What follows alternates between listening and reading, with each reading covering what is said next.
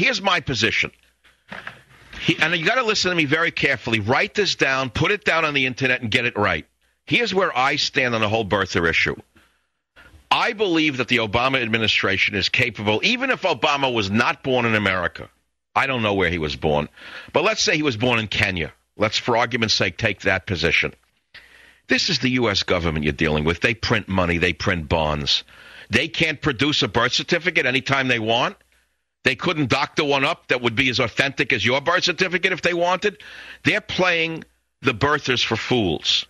And they're waiting for this to grow to such a point, at which point they're going to produce the actual birth certificate, either real or counterfeited, and they're going to undercut the entire birther movement and make the entire birther movement look like idiots. Now, that doesn't mean that I don't agree that he might have not have been born in America. I hope you understand what I just said to you. That's number one. But number two, the real subtext is not whether or not Obama was born in Indonesia or Kenya. The real subtext is he loyal to America. That's what the underlying question really is. And the reason millions of Americans ask that is because he does not appear to be loyal to America. Everything the man does or says, every act he tries to impose is un-American. What do I mean by that? All of his economics are un-American. They're all state-run. They're all centralized. Centralized economy is not American. It's not a free market economy. This country was built upon a free market, not upon a state market. That's number one. We are not a socialist nation. And yet you have radical leftist socialists advising Obama because he is one of them. So the real issue is he really loyal to America? Many millions of Americans don't think so.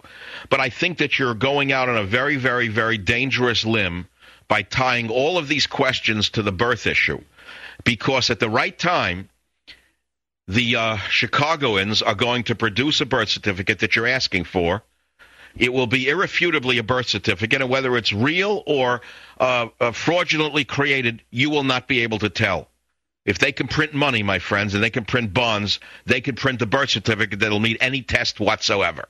And then what are you going to do? Tell me what you're going to do with months and years of labor on this limb. You're going to be cut off and fall off the cliff. So I would recommend to all of my colleagues on the right wing who are into this birther thing, be very careful, because you're dealing with a very clever group of people. And the real issue is Obama loyal to America? I think by his actions, you can ask that question and reasonably conclude no.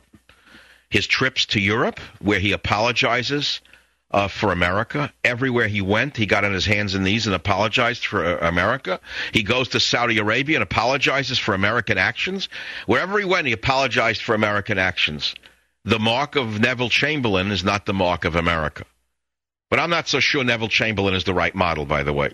Neville Chamberlain may be too benign a reference when it comes to Chairman Obama. We'll have to wait and see.